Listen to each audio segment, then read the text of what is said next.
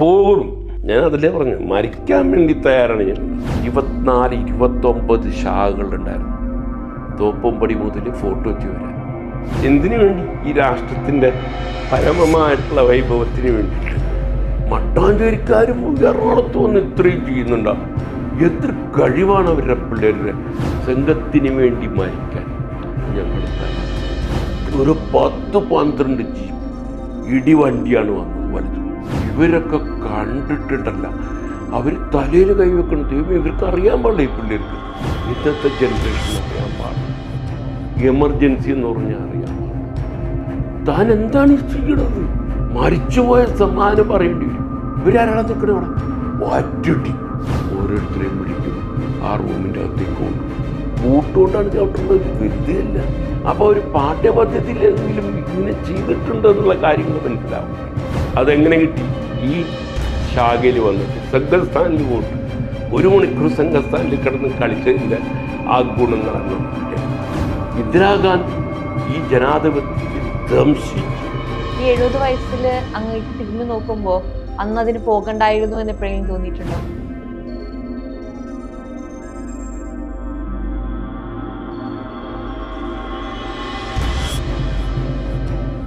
നമസ്കാരം. ഇന്ന് എനിക്കൊപ്പം ഉള്ളത് ശ്രീ പി രാമ ഗോവിന്ദറാവു ആണ്. റാവുജി നമസ്കാരം. നമസ്കാരം. അടിയന്തരാവസ്ഥ കാലഘട്ടം 50 വർഷങ്ങൾ പിന്നിടുകയാണ്. ആ ഒരു സമയം അവസാനിച്ചിട്ട് ആ ഒരു സമയത്ത് വലിയ രീതിയിലുള്ള പോരാട്ടങ്ങൾ മുന്നിലേക്ക് വെച്ച, ഒരുപാട് വലിയ ചെറുത്തുനിൽപ്പിന്റെ സന്ദേശം ഇന്നത്തെ ജനതയ്ക്ക് നൽകിയ ആളുകളിൽ ഒരാളാണ്. എങ്ങനെ ഓർത്തെടുക്കുന്നു ആ ഒരു ദിവസത്തെ, അല്ലെങ്കിൽ ആ ഒരു കാലഘട്ടത്തെ? ആ കാലഘട്ടത്തെ ഓർക്കുകയാണെങ്കിൽ ഇന്നേ വരെ നടക്കാത്ത കാര്യങ്ങളെക്കുറിച്ചാണ് എനിക്ക് പറയാനുള്ളത്. ഞാൻ 7ാം വയസ്സ് മുതൽ സംഘശാഖയിൽ പോയിട്ട് വളരെ കൃത്യമായിട്ട് 5:30 മണി വെച്ചാൽ 5:15 ചെല്ലും. ശാഖയിൽ പോവും. അവിടെ എടുക്കുന്ന കായിക പരിപാടികളിൽ പങ്കെടുക്കും. വളരെ കൃത്യനിഷ്ഠയോടുകൂടി, തീവ്രതയോടുകൂടി ഞാൻ ആ പരിപാടിയിൽ പങ്കെടുക്കും. അങ്ങനെ ദൈനംദിനം 5:30 മണി തൊട്ട് 6:30 മണി ഉണ്ടെങ്കിൽ 5 മണി തൊട്ട് 7 മണി വരെ ഞാൻ ഈ സംഘത്തിൻ്റെ കാര്യത്തിന് വേണ്ടി വിനിയോഗിക്കാറുള്ളതാണ്. എൻ്റെ ഫാമിലി മുഴുക്കെ സംഘത്തിൻ്റെ ഇതാണ്. അച്ഛൻ കോൺഗ്രസ്സുകാരനാണ്.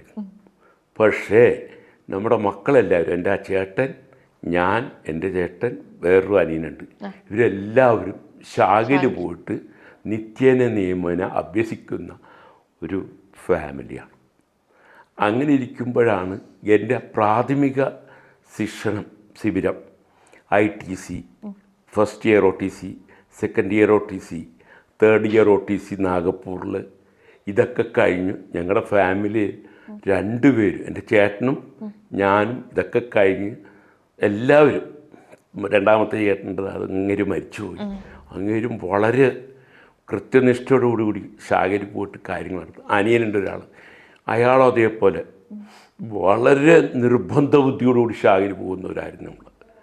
അങ്ങനെ ആ നിർബന്ധ ബുദ്ധിയോടുകൂടി ശാഖയിൽ പോയിട്ട് കിട്ടിയ ഗുണങ്ങളാണ് നമ്മുടെ ഈ പ്രേരണ. അതായത് ഈ അടിയന്തരാവസ്ഥക്കെതിരായിട്ട് ഞങ്ങൾക്ക് മുൻപോട്ട് പോകാൻ സാധിച്ചത്. അത് ഈ കോഴിക്കോട് സെക്കൻഡ് ഇയർ OTCയിലാണ് ജയപ്രകാശ് നാരായൺജി വരുന്നത്.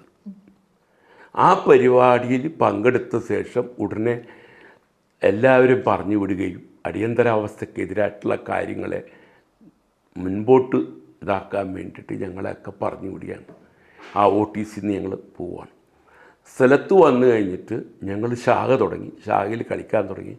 അപ്പോൾ ശാഖയിലുള്ള തീരുമാനം എന്താ വെച്ചാൽ അടിയന്തരാവസ്ഥക്കെതിരായിട്ട് ആർക്കൊക്കെ പോകാൻ പറ്റും. അപ്പോൾ ഞങ്ങളുടെ ശാഖയിൽ നിന്ന് 2-3 പേര് കൈപ്പൊക്കി. അതിൽ ഞാൻ ഇവിടുത്തെ മുഖ്യ ശിക്ഷകനായിരുന്നു. മുഖ്യ ശിക്ഷകനിലേക്ക് ഞാൻ മുൻപന്തിയിലുണ്ടായിരുന്നു. ഞാൻ പോവും, എന്തു വന്നാലും ഒരു 10 രൂപ കൊടുക്കണം. ഈ അടിയന്തരാവസ്ഥയിൽ പോകണമെങ്കിൽ, അതിനെതിരായിട്ട് പ്രവർത്തിക്കണമെങ്കിൽ, അല്ലെങ്കിൽ അതിനെതിരെ നീക്കണമെങ്കിൽ 10 രൂപ കൊടുക്കണം. ഒരു മെമ്പർഷിപ്പ് പോലെയാണ്. ആ 10 രൂപ കൊടുക്കുകയും ചെയ്തു, തീരുമാനമെടുക്കുകയും ചെയ്തു. അതനുസരിച്ച് ഞങ്ങൾ അതിനു വേണ്ടി തീരുമാനം മുൻപോട്ട് പോകാൻ. ആർ പ്രകാശായിരുന്നു ഞങ്ങളുടെ നേതാവ്. യുവതലമുറ നല്ല ചങ്കൂറ്റമുള്ള, പറഞ്ഞാൽ എന്തും ചെയ്യും, അത് കാണിച്ചു കൊടുക്കുകയും ചെയ്ത ഒരു മഹാനായ വ്യക്തിയായിരുന്നു ആർ പ്രകാശ്. റൗജിക്ക് എത്ര വയസ്സുണ്ടായിരുന്നു? എനിക്ക് 18-19 വയസ്സേ ഉള്ളൂ. ഈ 19 വയസ്സ് ഒക്കെ സ്റ്റുഡൻറ്റ് പഠിത്തം കഴിഞ്ഞ് നിൽക്കുന്ന ടൈമായിരുന്നു.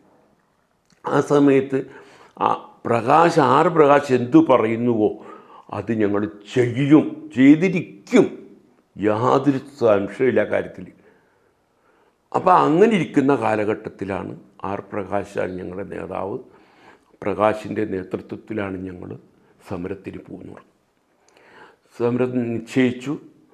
നമ്മൾ ആർ പ്രകാശിൻ്റെ നേതൃത്വത്തിൽ മട്ടാഞ്ചേരി ജെട്ടിയിലാണ് ഞങ്ങൾ ചെന്നെത്തിയത്. അവിടെ നിന്ന് ബോട്ട് ജെട്ടിയിൽ കയറി 10-12 പേരുണ്ടായിരുന്നു. നോട്ടീസ് ഉണ്ടായിരുന്നു കയ്യിൽ. ജെട്ടിയിൽ നിറച്ചും സ്റ്റുഡൻസ് ഉണ്ടാവും, നിറച്ചും ആളുകളുണ്ടാവും, ബിസിനസ്സുകാരുണ്ടാവും. അപ്പോൾ നമ്മൾ എന്ത് ചെയ്തെന്ന് വെച്ചാൽ ഇങ്ങനെ നോട്ടീസ് ഓരോരുത്തർക്കും കൊടുത്തിട്ട് എല്ലാവർക്കും കൊടുത്തു കഴിഞ്ഞിട്ട് മുദ്രാവാക്യം വിളിക്കുന്നത്. വേറെ ഒന്നുമില്ല, അടിയന്തരാവസ്ഥ പിൻവലിക്കുക, മഹാത്മാഗാന്ധിജി കി ജയ്, ഭാരത് മാതാ കി ജയ്, ഇങ്ങനെയുള്ള മുദ്രാവാക്യങ്ങളല്ലാതെ വേറെ ഒന്നും നമ്മളതിൽ പറഞ്ഞിട്ടില്ല. പക്ഷേ അവിടെ ഇരിക്കുന്ന ആളുകൾ വല്ലാത്ത, എടാ ഈ പിള്ളേർ എന്ത് ചെയ്യണത്, ഇത് അറിയാൻ പാടില്ല അവർക്ക് എന്താണെന്നത്, ഇത് ചെയ്തിട്ടുണ്ടെങ്കിൽ പോലീസ് പിടിച്ചുകൊണ്ട് തല്ലി കൊല്ലും. ഓരോരുത്തർ സംസാരിക്കാൻ തുടങ്ങി ബോട്ടിൽ, താൻ എന്താണ് ഈ കാണിക്കണത്, ഓരോരുത്തരും ചോദിക്കും നിങ്ങളെന്താണ് ചെയ്യണമെന്ന് ഓരോരുത്തർ. പക്ഷേ ഞങ്ങളതൊന്നും വക വെക്കാതെ എറണാകുളം ജെട്ടിയിലെത്തി. എറണാകുളം ജെട്ടിയിൽ ഇറങ്ങി അവിടെ നിന്നും മുദ്രാവാക്യം വിളി. അപ്പോൾ വരുന്നവരും പോകുന്നവരും അവരുടെ ഇടയിൽ ഭയങ്കര മുദ്രാവാക്യം വിളിച്ചിട്ട് നേരെ ഈ ജെട്ടിയിൽ ചെന്ന്, ജെട്ടിയിൽ നിന്ന് നേരെ ബ്രോഡ്വേ ചെന്ന്, ബ്രോഡ്വേയിൽ നിന്ന് നേരെ മാർക്കറ്റ് റോഡിലേക്ക് ചെന്ന്, പത്മ തിയേറ്ററിൻ്റെ വാതിക്കൽ ചെന്ന്, അവിടെ നിന്ന് റൈറ്റിലേക്ക് MG റോഡ് വഴി നേരെ SRV സ്കൂളിൻ്റെ മുമ്പിൽ, വുഡ്ലാൻഡ്സിൻ്റെ മുമ്പിലെത്തിയപ്പോഴാണ് പോലീസുകാരും അറിയുന്നടാ ഇതെന്തൊരു മട്ടാഞ്ചേരിക്കാർ പോയി എറണാകുളത്ത് വന്ന് ഇത്രയും ചെയ്യുന്നുണ്ടാ, എന്തൊരു കഴിവാണ് അവരുടെ പിള്ളേരുടെ. ആ പോലീസ് വിളിയടാ വിളി എല്ലാ ഭാഗത്തും. മട്ടാഞ്ചേരി പോലീസ് സ്റ്റേഷൻ വിളിക്കണം, പള്ളുരുത്തി പോലീസ് സ്റ്റേഷൻ വിളിക്കണം, എറണാകുളത്ത് കസ്ബെ പോലീസ് സ്റ്റേഷൻ വിളിക്കണം, തേവരെ വിളിക്കുന്നു. ഇതെന്തൊരു കാര്യം, മട്ടാഞ്ചേരി പോലീസുകാർക്ക് ഒന്നും അറിയാൻ പാടില്ല ഇതിനെക്കുറിച്ചെന്ന്. അപ്പോഴാണ് എല്ലാ ഭാഗത്തുനിന്നും ഈ പോകുന്ന വഴിയിലൊക്കെ ഞങ്ങൾ മുദ്രാവാക്യം വിളിച്ചിട്ടാണ് പോണത്. അപ്പം മുദ്രാവാക്യം വിളിച്ചു പോകുമ്പോൾ റോഡിൻ്റെ 2 സൈഡിലും നിറഞ്ഞ ആളുകൾ, law college, cent Teresa's school, അത് കഴിഞ്ഞിട്ട് ബ്രോഡ്വേ പോകുമ്പോൾ മാർക്കറ്റിൽ നിറച്ച ആളുകൾ. ഇവരൊക്കെ കണ്ടിട്ടുണ്ടല്ല, അവർ തലയിൽ കൈവെക്കണം. ദൈവം ഇവർക്ക് അറിയാൻ പാടില്ല, ഈ പിള്ളേർക്ക് എമർജൻസിയാണ്. ഈ എമർജൻസിയിലെ ഭവിഷ്യത്തുകൾ ഇവർ അനുഭവിക്കേണ്ടി വരുമല്ലോ, അറിയാൻ പാടില്ല. പക്ഷേ ഇതൊന്നും ഞങ്ങൾ വകവച്ചില്ല. അത് മുദ്രാവാക്യം വിളിച്ച് ഈ പറഞ്ഞ സകല സ്ഥലത്തും പോയിട്ട് SRV സ്കൂളിൻ്റെ മുൻപിലെത്തിയപ്പോഴാണ് പോലീസ് ജീപ്പ്, ഒരു 10-12 ജീപ്പ്, ഇടിവണ്ടിയാണ് വന്നത് വലുത്, പിന്നെ ജീപ്പ് വന്നു, എല്ലാം വന്ന് വളഞ്ഞ് പിടിച്ച് റോട്ടിലിട്ട് SRV സ്കൂളിൻ്റെ ജംഗ്ഷനിൽ വെച്ച് അടിച്ച് ഇവരുടെ 2 കൈയിലും പിടിച്ച് കാലിലും പിടിച്ചിട്ട് ഇതിൻ്റെ ഇടിവണ്ടിയുടെ ഉള്ളിലേക്കാണ് വലിച്ചെറിയണത്. ഒരു നോട്ടമില്ല. എന്നെയും കാട്ടി പ്രായം കുറഞ്ഞൊരു എൻ്റെ ശിക്ഷകനുണ്ടായിരുന്നു, പ്രഭാകരൻ എന്ന് പറഞ്ഞിട്ട്, പ്രഭാരപ്രഭു. അയാൾക്ക് ആകെ 17 വയസ്സേ ഉള്ളൂ. അയാളെയും പിടിച്ചിട്ട് ഒറ്റ പൊക്കെ അങ്ങോട്ട് എരിഞ്ഞതുണ്ടല്ലോ, അവൻ്റെ ഇവിടെ ഞെട്ടിപ്പൊട്ടി. എന്തുമാത്രം ഇടിയാണെന്നറിയാമല്ലോ. ആരാടാ നേതാവ്, എന്താടാ ചെയ്യണം? അപ്പോൾ ഞങ്ങൾ പറഞ്ഞു ഒറ്റ സ്വരത്തിൽ, ആർ പ്രകാശൻ നമ്മുടെ നേതാവ്, അങ്ങനെ എന്ത് പറഞ്ഞാലും ഞങ്ങൾ ചെയ്യും, ഇനിയും വരുമോ വരുമെന്ന് പറഞ്ഞു. എന്നിട്ട് ഉള്ളിലേക്ക് വലിച്ചിരിച്ച് കഴിഞ്ഞിട്ട് അവർ പറഞ്ഞെന്നു വെച്ചാൽ ഇവരെ വെറുതെ വിടരുത്, ഇങ്ങനെ റോന്ത് ചുറ്റിട്ട് ജീപ്പിൻ്റെ അകത്തിട്ട് ചവിട്ടി മെതിക്കണം എന്നാണ് പറഞ്ഞത്. പാസ്കൽ എന്ന് പറഞ്ഞിട്ട് കബീഷാണെന്ന് തോന്നുന്നു.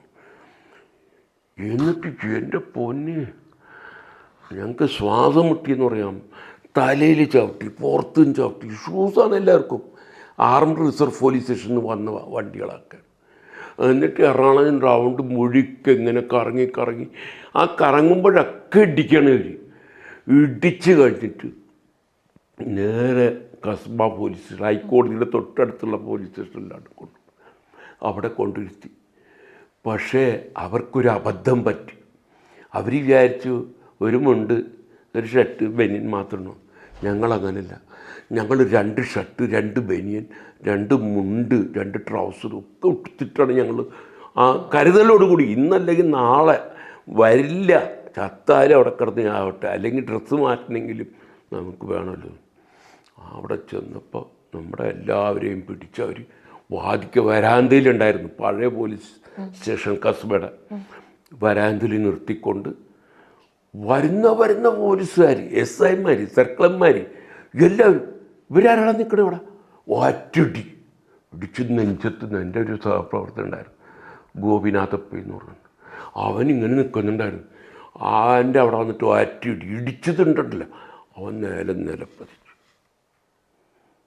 അപ്പോൾ കമ്മീഷൻ എഴുന്നേറ്റ് വന്നു ഇയാളുടെ നിലവിളി കേട്ടിട്ട്, താൻ എന്താണ് ഈ ചെയ്യണത്? മരിച്ചുപോയ സമ്മാനം പറയേണ്ടി വരും, ഇങ്ങനൊന്നും ചെയ്യില്ലേ എന്ന് ആര് സർക്കിളിനോട് പറയാണ് കമ്മീഷൻ വന്നിട്ട്. അപ്പോൾ അത് കഴിഞ്ഞിട്ട് പിന്നെ എല്ലാവരും എന്ത് ചെയ്യാന്ന് വെച്ചാൽ ഈ ഷർട്ടൊക്കെ ഊറ്റി മാറ്റി ട്രൗസറിൽ നിർത്തി. അപ്പോൾ അവർക്ക് മനസ്സിലായി ഇവർ അറിഞ്ഞുകൊണ്ട് തന്നെ വന്നതാണ്. അതവർക്ക് മനസ്സിലായി 2 ട്രൗസർ 2 ഷർട്ട് 2 ഇതൊക്കെ കണ്ടപ്പോൾ ഉണ്ടല്ലോ അവർക്ക് മനസ്സിലായി ഇവരെന്തിനും വേണ്ടി ചായായിട്ട് വന്നു, ചാകാൻ വേണ്ടി തന്നെ വന്നു. അന്ന് ഒന്നും പറയണ്ട, വന്ന ഡ്രൈവർമാർ പോലീസ് ജീപ്പിൻ്റെ വെറുതെ കണ്ടു ഒറ്റടി കയറുന്നവരും വരുന്നവരും. ഇവർ നമ്മളൊരു വരാന്തയിൽ ഇങ്ങനെ 10-12 പേര് നിൽപ്പുണ്ട്, തോന്നിയ പോലെയാണ് കാണിക്കണവർ. അത് കഴിഞ്ഞ് വൈകിട്ടായപ്പോഴത്തേക്കും വിളിച്ചു വന്നു, പേരും കാര്യങ്ങളൊക്കെ എഴുതിയെടുത്ത് ഓരോരുത്തർ. എടാ തനിക്ക് 18-19 വയസ്സിലിട്ടാ, താൻ എന്തിനാടാ ചാകാൻ പറഞ്ഞേക്കണം? തനിക്ക് ആര് പറഞ്ഞു വിട്ടടാ? എൻ്റെ തൊട്ടടുത്ത ശിക്ഷകനായിരുന്നൊരു പ്രവാരൻ, അയാളുടെടുത്തും ചോദിച്ചു, തന്നോട് ആരോട് പറഞ്ഞടാ? ഞാൻ പറഞ്ഞെന്ന് പറഞ്ഞു. ഞാൻ വരും, എന്തു പറഞ്ഞാലും ഞാൻ വരും. ഞങ്ങളുടെ ശാഖയിലുള്ള ആ ദൃഢനിശ്ചയം ഉണ്ടല്ലോ, ചാകാൻ വേണ്ടിയിട്ടാണ്. അത് ഞങ്ങൾ ഈ ചാകുന്നത് വരെ പറഞ്ഞതനുസരിക്കാൻ വേണ്ടിയിട്ട് ഞങ്ങൾ വരും. യാതൊരു സംശയമില്ല കാര്യത്തിൽ, പറഞ്ഞ പോലെ ഞങ്ങൾ ചെയ്യുന്നു. എന്നിട്ട് അത് കഴിഞ്ഞ ശേഷം വൈകിട്ടായപ്പോൾ നമ്മളെല്ലാവരും ഒരു റൂമുണ്ട്, റൂമിൻ്റെ അകത്ത് കള്ളന്മാരും കിടപ്പുണ്ട്, അതിൻ്റെ അകത്തേക്ക് കൊണ്ടുവിട്ട് ഇരിക്കാൻ പറ്റിട്ടുണ്ടോ? ഈ 12 പേരും ചൊല്ലി ഇങ്ങനെ ഇരിക്കണം എല്ലാവരും, മുട്ടി കള്ളന്മാരും ഉണ്ട്. മൂത്രമൊഴിക്കാൻ പോകണമെങ്കിൽ സഹായിക്കില്ല, മൂത്രമൊഴിക്കണമെങ്കിൽ ആ മൂലയിൽ പോയിട്ട് മൂത്രമൊഴിക്കണം. എന്നിട്ട് രാത്രി ആയപ്പോൾ അവരൊരു ഗ്യാങ് ഉണ്ട് പോലീസുകാരുടെ, റൈറ്റേഴ്സ് എന്ന് പറയും, അവരുടെ ഉള്ളിൽ കൊണ്ടുപോയിട്ട് വെളിക്ക് പോകണ്ടേ നിങ്ങൾക്ക്, ഇത്രയും കാലം ആയില്ലേ, വെളിക്കൊന്ന് പോകണ്ടേ, വാ പോവാന്ന് പറയും. ഓരോരുത്തരെയും വിളിക്കും, ആ റൂമിൻ്റെ അകത്തേക്ക് കൊണ്ടുപോകും. റൂമിൻ്റെ അകത്തേക്ക് കൊണ്ടുപോയാലെന്താണെന്നറിയാം, കൈ പിടിച്ചിങ്ങനെ നിർത്തും. എന്നിട്ട് നല്ല അടിയാണ് അടിക്കണം. അവരുടെ ദണ്ഡമുണ്ട് ഇവിടെ ഈ ഭാഗങ്ങളിൽ. ആ അടി അടിക്കുമ്പോൾ തന്നെ തളർന്നു പോകും നമ്മൾ. തളർന്ന് കൈ ഇങ്ങനെ എടുക്കും, പൊക്കട കൈ പിന്നെയും പൊക്കും. ഇങ്ങനെ പൊക്കി കഴിയുമ്പോൾ ഇവിടെ അടിക്കും ഈ 2 ഭാഗത്തും. ആ അടി കൊണ്ട് കഴിയുമ്പോൾ തന്നെ ഒരു മാതിരിയാവും. പിന്നെ കുനിയിടാന്ന് പറയും. കുനിയുമ്പോൾ ബാക്ക് സൈഡിൽ കൂടി മുട്ട് വെച്ചിട്ട് അങ്ങോട്ട് താങ്ങിക്കഴിയുമ്പോൾ അപ്പോഴും തളർന്നു പോവും. പിന്നെ എന്താണെന്നറിയാമോ, നമുക്ക് ശാഖയിലൂടെ ഒരു പ്രാക്ടീസ് ഉണ്ട്, ശ്വാസം വലിച്ചു പിടിക്കും ഞങ്ങളിങ്ങനെ. അപ്പോൾ അവരിടിക്കുമ്പോൾ ആ അടിയുടെ ഇതുണ്ടല്ലോ, അത് കംപ്ലീറ്റ് നമുക്കറിയാൻ പറ്റില്ല. പിന്നീട് അതിൻ്റെ ആ ബുദ്ധിമുട്ടുകൾ മനസ്സിലാവും. ആ ശ്വാസം പിടിച്ച് ഞങ്ങൾ, അപ്പോൾ അവർക്ക് എന്താ ആ ശ്വാസം പിടിക്കുന്നുണ്ടെന്ന് മനസ്സിലാവുന്നുണ്ട് ഇടിക്കുമ്പോൾ. എന്നുവെച്ചാൽ ആ കൈ ഒത്തുമ്പോൾ നേരെ പൊങ്ങുന്നുണ്ട് കൈ, അപ്പോൾ ശ്വാസം പിടിക്കുന്നുണ്ടെന്ന് അവർക്ക് മനസ്സിലാവും. അടുത്ത ശ്വാസം തൻ്റെ കായികാഭ്യാസം കാണിക്കണം ഇവിടെ. എന്നിട്ട് പിന്നെയും കുനിച്ചിരുത്തിട്ട് ഇടിയാണ് അവിടെ ഈ ഭാഗങ്ങളിലൊക്കെ.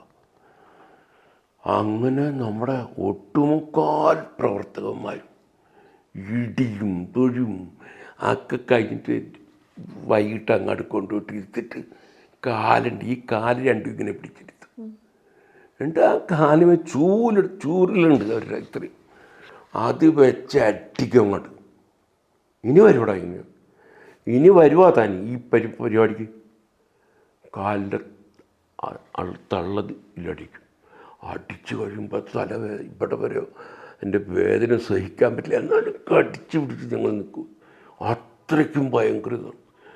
അങ്ങനെ പിടിച്ചിട്ട് ആ രാത്രി മുഴുക്കെഴുത്തുമ്പോൾ അതിലൊരു പോലീസുകാരുണ്ടായിരുന്നു, നമുക്ക് വേണ്ടപ്പെട്ട ഒരാളുണ്ടായിരുന്നു, ലാൽജി എന്ന് പറഞ്ഞിട്ട്. ആ മനുഷ്യൻ കട്ടൻ കാപ്പി കൊണ്ടിരുന്നു, പഴവും കൊണ്ട് കൊടുത്ത് രാത്രി ഇഷ്ടമില്ലേ, ആരും അറിയരുത്, ഞാൻ പറഞ്ഞൊന്നും പറയരുത്. ഇതൊക്കെ ചെയ്തിട്ട് അന്ന് കഴിച്ചു കഴിഞ്ഞ് പിറ്റേന്ന് അവരെന്ത് ചെയ്യുക വെച്ചാൽ, കാലത്ത് വെളിക്ക് പോകണ്ടേ, പിന്നെയും ഒരുത്തിരി വാതോട് എന്നിട്ട് പുറത്തേക്ക് കൊണ്ടുപോയിട്ട് നല്ല ചാമ്പാണ് ചാമ്പിച്ച് നിലവിളിക്കാനും പറ്റില്ല, സഹിച്ച് നമ്മളിങ്ങനെ പിടിച്ചു വെക്കും. അത്രയ്ക്കും ഭയങ്കര ഇടിയാണ് ഇവർ. ചില പോലീസുകാർ നല്ലവരുണ്ട്, എടാ അങ്ങനെ അടിക്കില്ലടാ, അയാളെ ചത്തോടാ, അങ്ങനെ ഇടിക്കല്ലേ, മർമാണി സ്ഥലത്ത് കൊണ്ട ചാകും എന്ന് പറഞ്ഞാൽ ഇടിക്കും. ചിലരൊന്നും മാറി നിൽക്കും, ചിലർ കാര്യങ്ങളൊക്കെ വെച്ചു. പിറ്റേന്ന് കഴിഞ്ഞപ്പോഴാണ് നമുക്കൊരു വല്ലായ്മ തോന്നി. അപ്പോൾ അവർക്ക് അന്നൊരു പേടി തോന്നി. പ്രായം കുറവാണല്ലോ, മറ്റുള്ള കമ്പനിയിലുള്ള ജോലിയുള്ളവരുണ്ട്, പിന്നെ ആർ പ്രകാശിനെ ചെങ്കുറ്റുള്ളവരുണ്ട്. അപ്പോൾ അന്ന് രാത്രി എന്ത് ചെയ്യും, ചിലവർ ആർ പ്രകാശിനെ വിസ നോട്ട് ചെയ്തിട്ട് തൃശ്ശൂരിലേക്ക് പറഞ്ഞു വിട്ടു. ഇന്ന് രാത്രി പൊക്കി. അതിൻ്റെ ഇടയ്ക്ക് മട്ടാഞ്ചേരിയിൽ നിന്ന് ഒരു പ്രിൻസിപ്പൽ എസ് ഐ ഉണ്ട്, രാജഗോപാൽ എന്ന് പറഞ്ഞിട്ട്, ട്രാൻഡ്രത്ത് മറ്റേ ഇതിനെ പിടിച്ച ആൾ, അയാളായിരുന്നു അവിടുത്തെ പ്രിൻസിപ്പൽ എസ് ഐ. അയാൾ ഓടി വന്നിട്ട് ഒരു ബഹളം, എടാ മട്ടാഞ്ചേരിക്കാർ വന്ന് ഇവിടുത്തെ ബലത്തിലാണ്, ഞാനറിയാതെ എന്ത് കൊള്ളറയോടെ നിങ്ങൾ ചെയ്തത്. അവൻ ആ ഇതൊക്കെ വലിച്ചിട്ട് ഇടിക്കാനൊക്കെ പോയി, പക്ഷെ തൊടാൻ പാടില്ലെന്ന് പറഞ്ഞു അവിടുത്തെ എസ് ഐ. നിങ്ങൾ മട്ടാഞ്ചേരിക്കാർ ഇവിടെ വന്ന് തുടരുത്. അതുകൊണ്ട് അയാൾ മടങ്ങിപ്പോയി. അത് അയാൾക്കൊരു വല്ലാത്തൊരു ക്ഷേമമായി. പ്രിൻസിപ്പൽ എസ് ഐ ആണ് അയാൾ. അത് കഴിഞ്ഞ് പിറ്റേന്നാണ് ഇടിയൊക്കെ കഴിഞ്ഞപ്പോൾ എല്ലാവരും വശക്കേട് പോലെ ആയി. എന്നുവെച്ചാൽ ശ്വാസം പിടിച്ചാണ് ഈ ഇടി വാങ്ങിക്കണത്. ദണ്ടിൻ്റെ കുത്തും ബാക്കിൽ കൂട്ടുള്ള മുട്ടിൻ്റെ കുത്തും ചവിട്ടും. ബൂട്ട് കൊണ്ടാണ് ചവിട്ടുന്നത്, വെറുതെ അല്ല, ബൂട്ട് കൊണ്ട് ചവിട്ടിയാണ് കസ്ബ പോലീസ് സ്റ്റേഷൻ. അത് കഴിഞ്ഞപ്പോൾ പിറ്റേന്ന് നമ്മൾ തളർന്ന് മതിയായി, എഴുന്നേക്കാൻ പറ്റണില്ല. ആ ഇതിൻ്റെ അകത്ത് കിടക്കണം, റൂമിൻ്റെ അകത്തേക്ക്. പിന്നെ വിളിച്ച് പറഞ്ഞിട്ട് എൻ്റെ അടുത്തുള്ള ശിക്ഷകായിട്ടുള്ള പ്രഭാകരനുണ്ട്, അയാളെ പറഞ്ഞ് മര്യാദയ്ക്ക് ഇനി നടക്കണം, തന്നെ ഞങ്ങൾ പറഞ്ഞു വിട്ടു. അന്നത്തെ ആദ്യം വിട്ടു. അത് കഴിഞ്ഞ് പിന്നെ രണ്ടാമത് നമ്മളൊക്കെയാണല്ലോ അതിൻ്റെ സ്വല്പം കൂടി മെച്ചപ്പെട്ടു. ബാക്കിയുള്ളവരെ ജോലിക്കാരായിരുന്നു, CA ഉള്ളവരുണ്ട്, പിന്നെ മറ്റേ ഇതിൽ കമ്പനിയിൽ ജോലിയുള്ളവരുണ്ട്, വിദ്യാഭ്യാസമുള്ളവരുണ്ട്, BCom BA ഇങ്ങനെ പഠിക്കുന്ന കുട്ടികളൊക്കെ ആയിരുന്നു നമ്മുടെ ബാച്ച്, മേലെയുള്ളവരൊക്കെ. അപ്പോൾ അവർക്ക് അതൊന്നും പറ്റിയില്ല, ഒന്നും ചെയ്യാൻ പറ്റില്ല. അപ്പോൾ എല്ലാവരും ചാർജ് ചെയ്തു. 20 വയസ്സിന് താഴെയുള്ളവരെ നല്ല തട്ടിട്ട് പറഞ്ഞു വിട്ടേക്കാൻ പറഞ്ഞു. എന്നിട്ട് അന്ന് കാലത്ത് 12 മണിക്കെന്തോ കേസിൽ എന്തോ ചാർജ് കൊടുത്തിട്ട് നമ്മളെയൊക്കെ 2-3 പേരെ 3-4 പേരെ പറഞ്ഞു വിട്ടു. ബാക്കിയുള്ളവരൊക്കെ ചാർജ് ചെയ്തിട്ട് കോടതി കൊണ്ടുപോയിട്ട് ജയിൽവാസം അനുഷ്ഠിക്കേണ്ടി വന്നു. ഇതൊക്കെയാണ് അന്നത്തെ കാലഘട്ടത്തിൽ. പക്ഷെ അന്ന് ഞങ്ങൾ അത് ചെയ്തിട്ടുണ്ട് എന്നുള്ള എങ്ങനെയോ നമ്മൾ ചെയ്ത ആ സംഘത്തിൽ പോകുന്ന ആ പ്രതിജ്ഞ, മനോധൈര്യം, അതേപോലെ ആ തരത്തിലുള്ള കാര്യങ്ങൾ കൊണ്ട് ഞങ്ങൾ പിടിച്ചിരുന്നതാണ്. മനസ്സിലായില്ല. അത് കഴിഞ്ഞ ശേഷം പിന്നെ ഞങ്ങൾ ജോലി ചെയ്ത് നമ്മൾ ഇതാക്കി. പക്ഷെ അത് കഴിഞ്ഞ ശേഷമാണ് ഓരോ ഇപ്പോഴത്തെ പ്രായത്തിൽ നമുക്ക് ഓരോ ഭാഗങ്ങളും കിഡ്നി ഇതൊക്കെ വേദനകളെക്കാൾ തോന്നും. ആ കാലഘട്ടത്തിൽ നമുക്ക് എക്സസൈസ് നല്ലായിരുന്നു. നമുക്ക് ഷാഗിൽ പോയിട്ടുള്ള എല്ലാ ഇതുണ്ടായിരുന്നു, ഞങ്ങൾക്ക് അറിയാമായിരുന്നു കാര്യങ്ങളൊക്കെ. അപ്പോൾ ആ രീതിയിൽ നമ്മൾ പോയപ്പോൾ പിന്നെ നമ്മൾ ഒരു കാര്യം പറഞ്ഞതെന്ന് വെച്ചാൽ ആർ പ്രകാശ് എന്ത് പറയുന്നുവോ അത് ഞങ്ങൾ ചെയ്യും, മരിച്ചാലും ശരി. ആർ പ്രകാശ് എന്ന് നേതാവെന്നുണ്ടെങ്കിൽ അത് ഞങ്ങൾ പറഞ്ഞാൽ എന്ത് വേണമെങ്കിലും ഞങ്ങൾ ചെയ്യും. നാടിന് വേണ്ടി, രാഷ്ട്രത്തിന് വേണ്ടി, നമ്മുടെ സംഘത്തിന് വേണ്ടിയിട്ട്. സംഘം എന്തു പറയുന്നുവോ അതിനുവേണ്ടി ഞങ്ങൾ മരിക്കാനും അഹോരാത്രം ജീവിക്കാനും തയ്യാറായിട്ടുള്ള ആളുകളാണ്. അതാണ് നമ്മളെ പഠിപ്പിച്ചിരുന്നത്. നമ്മുടെ ഈ OTC ITC ഈ തരത്തിലുള്ള കാര്യങ്ങളിൽ നമ്മളെ പഠിപ്പിക്കണമെന്ന് വെച്ചാൽ സംഘത്തിന് വേണ്ടി നിലകൊള്ളാൻ, സംഘത്തിന് വേണ്ടി മരിക്കാൻ ഞങ്ങൾ തയ്യാറാണ്. വേറെ ഒന്നും നമ്മുടെ മനസ്സിൽ അന്ന് ചിന്താഗതിയിലില്ല. അതുകൊണ്ടാണ് നമുക്ക് ഇത്രയും ധൈര്യം വന്നത്, ഇത്രയും അടിയന്തരാവസ്ഥക്കെതിരായിട്ട് നമുക്ക് പോരാടാൻ സാധിച്ചത്. അപ്പോൾ അന്ന് 19-18 വയസ്സായിരുന്നു എന്ന് പറഞ്ഞു. ഇന്നിപ്പോ വർഷങ്ങൾ പിന്നിട്ടു, 70 വയസ്സായി. ഈ 70 വയസ്സില് അങ്ങേക്ക് തിരിഞ്ഞു നോക്കുമ്പോ അന്ന് അതിന് പോകണ്ടായിരുന്നു എന്ന് എപ്പോഴെങ്കിലും തോന്നിയിട്ടുണ്ടോ? ഒരിക്കലും തോന്നിയിട്ടില്ല. ചെയ്ത കാര്യങ്ങൾ നല്ലതാണെന്ന് ഇന്നും നമ്മുടെ ഫാമിലി ആയാലും ശരി, എൻ്റെ ചേട്ടനായാലും ഈ കാര്യത്തിന് പോയത് ദൈവനിശ്ചയം. ഇത് ചെയ്യേണ്ട കാര്യകർത്തമാണ്. പിന്നെ നമുക്കൊന്ന് പറയാനുള്ളത് ആകെ എന്താണെന്ന് വെച്ചാൽ രണ്ടാം സ്വാതന്ത്ര്യ സമരമായിട്ട് ഇതിന് പ്രഖ്യാപിക്കണം. ഇത് പിന്മുറക്കാർക്ക് മനസ്സിലാവണം എന്തൊക്കെയാണ് ഇത് ചെയ്തത്. ഇന്നത്തെ ജനറേഷൻ അറിയാൻ പാടില്ല. എമർജൻസി എന്ന് പറഞ്ഞാൽ അറിയാൻ പാടില്ല. മിസ എന്ന് പറഞ്ഞാൽ എന്താണെന്നറിയില്ല. അപ്പോൾ അങ്ങനെയാണ് ഇപ്പോഴത്തെ ജനറേഷൻ. അപ്പോൾ ഒരു പാഠ്യപദ്ധതിയിലെങ്കിലും ഇങ്ങനെ ചെയ്തിട്ടുണ്ടെന്നുള്ള കാര്യങ്ങൾ മനസ്സിലാവണ്ടേ? തീർച്ചയായിട്ടും. ഇന്ദിരാഗാന്ധി ഈ ജനാധിപത്യത്തെ ധംസിച്ച് ഈ പറഞ്ഞ കുട്ടികളെയാണ്, സ്റ്റുഡൻസാണ് ഞങ്ങളാണ്. ശരിക്കും പറഞ്ഞാൽ 20 വയസ്സായ സ്റ്റുഡൻസാണ് ഞങ്ങളൊക്കെ. ഞങ്ങൾക്ക് എന്തും ഇതാക്കാം. അതേപോലെ ഇന്ത്യൻ എക്സ്പ്രസ്സിൽ ജോലിയുള്ള രാജശേഖര പണിക്കർ, അങ്ങനെ ജോലി നഷ്ടപ്പെട്ടു. പിന്നെ സമരം ചെയ്തിട്ടാണ് അങ്ങേർക്ക് കിട്ടിയത്. അതും കേന്ദ്ര സർക്കാർ വന്നതോടുകൂടി നമ്മുടെ പ്രൂഫ് റീഡറായിരുന്നു. അന്ന് പറയാൻ ആകെ ഒരായ നേതാവ് നമുക്കുണ്ടായിരുന്നുള്ളൂ, ആർ പ്രകാശ്. അത് എന്തിനും തയ്യാറായിട്ടുള്ളായിരുന്നു. എന്തും അങ്ങേരെന്ത് പറയുന്നുവോ അത് ചെയ്യാൻ അഹോരാത്രം ഞങ്ങൾ തയ്യാറാണ്.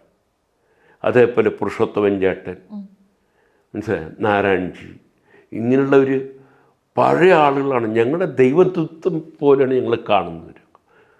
പുരുഷോത്തമൻ ചേട്ടനെ കണ്ടിട്ടുണ്ടെങ്കിൽ നമുക്ക് ഇന്നും നമ്മുടെ മനസ്സിന്ന് മാറില്ല. നമ്മളൊക്കെ പഠിപ്പിച്ച് ഞങ്ങളെ നല്ല സ്വഭാവക്കാരായിട്ട്, നല്ല ദൃഢനിശ്ചയമുള്ള വ്രതനിഷ്ഠകളായിട്ടുള്ള ആ പരിപാടിയിലൊക്കെ കൊണ്ടുപോയത് ഇദ്ദേഹം. പക്ഷേ അദ്ദേഹത്തിൻ്റെ ആ ഇതിൽ നിന്ന് പഠിച്ചത് കൊണ്ടാണ് ഞങ്ങൾക്ക് എമർജൻസിയിൽ ഇതൊക്കെ ചെയ്യാൻ പറ്റിയത്.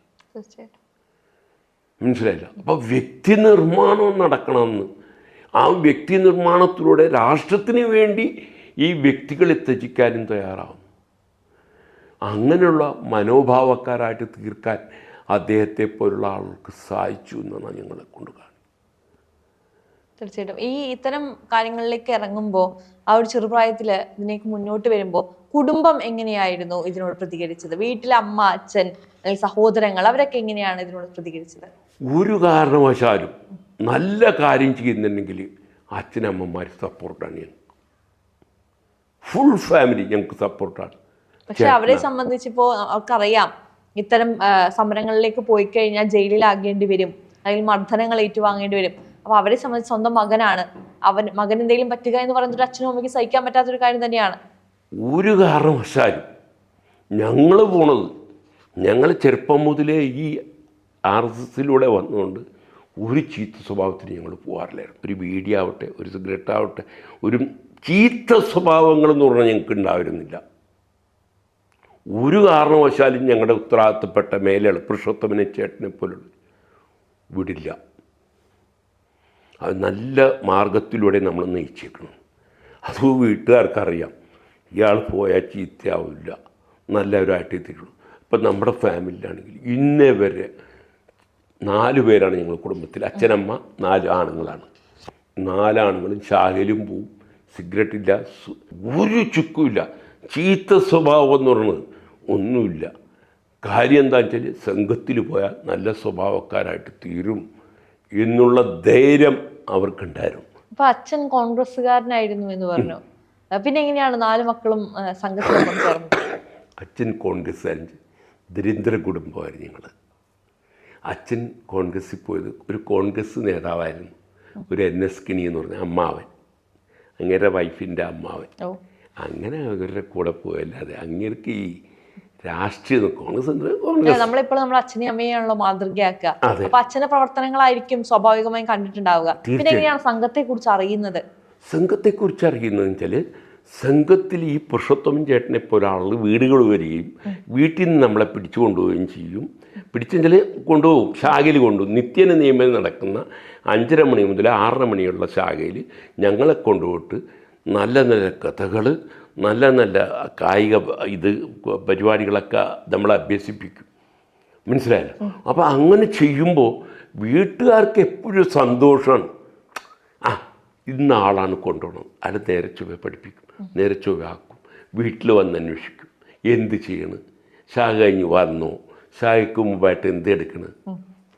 മനസ്സിലായല്ലോ? പണ്ട് എങ്ങനെയാണെന്ന് വെച്ചാൽ ശാഖ മറ്റേ സ്കൂൾ കഴിഞ്ഞ് വന്ന് വീട്ടിൽ ഒരു ശർക്കര വെള്ളം കുടിക്കും, ഒരു ഗ്ലാസ്. അത് കഴിഞ്ഞാൽ ഞങ്ങൾ സംഘത്തിലേക്ക് പോകും. 5 മണിയാകുമ്പോൾ എല്ലാവരുടെയും വീടുകളിൽ പോകും.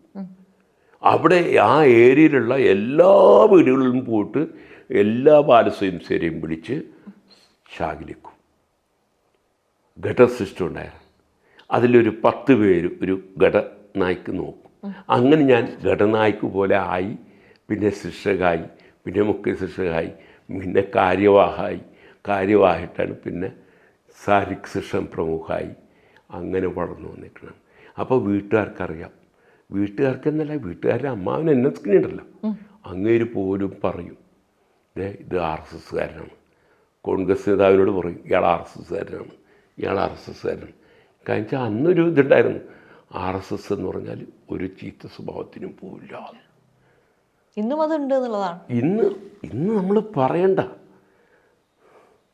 അന്ന് അത് ഭയങ്കര സ്ട്രിക്റ്റായിരുന്നു. മട്ടാഞ്ചേരിയിൽ ഭയങ്കര സ്ട്രിക്റ്റ്. ഉദാഹരണം ഞാൻ പറഞ്ഞുതരാം. നമ്മുടെ മുതലാളിയുണ്ട്, കുമാർ ടാക്സിലാണ് ഞാൻ പ്രവർത്തിച്ചത്.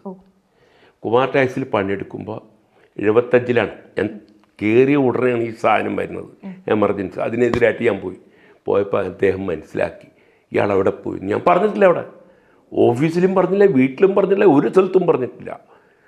പരിപാടി പോയിട്ട് അകത്ത്. അപ്പോഴാണ് അറിയണത് കോൺഗ്രസ് ഇന്ന പോലെ കുമാർ ടാക്സിൽ പണിയെടുക്കുന്ന ഒരു കുമാർ ടാക്സിലെ റാവു എന്ന് പറഞ്ഞ ആളെ പിടിച്ചിട്ടുണ്ട്. അങ്ങേർക്ക് മനസ്സിലായത് അങ്ങനെയാണ്.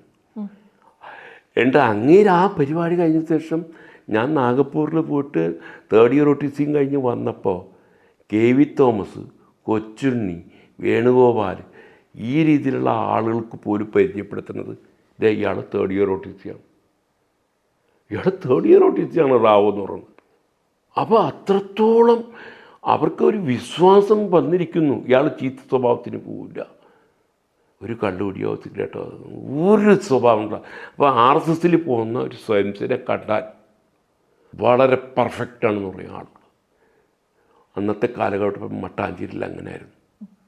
24-29 ശാഖകളുണ്ടായിരുന്നു. തോപ്പുംപടി മുതൽ ഫോർട്ട് കൊച്ചി വരെ, ഈ എല്ലായിടത്തും പള്ളുരുത്തി വരെ ഉണ്ടായിരുന്നു. ഇവിടെയൊക്കെ ഞാൻ പോയിട്ടുണ്ട്. സൈക്കിളിൽ ചവിട്ടിപ്പോവും. ചെല്ലാനം വരെ, കണ്ടമാലി, ഇവിടെയൊക്കെ ഞങ്ങൾ നമ്മുടെ പ്രവർത്തകന്മാരും ഈ പറഞ്ഞ R പ്രകാശിനെ പോലുള്ള ആളുകളായിട്ട് നമ്മൾ സൈക്കിളിൽ ചവിട്ടിപ്പോവും. അപ്പോൾ അത്രയും മഴയായാലും വെയിലായാലും മഞ്ഞായാലും ശരി നമ്മൾ പോവുമായിരുന്നു. കാരണം ഈ വ്രതം ഇത് നമ്മുടേതാണ്, നമ്മൾ ഏറ്റെടുത്തേക്കണം, നമ്മൾ ചെയ്യണം.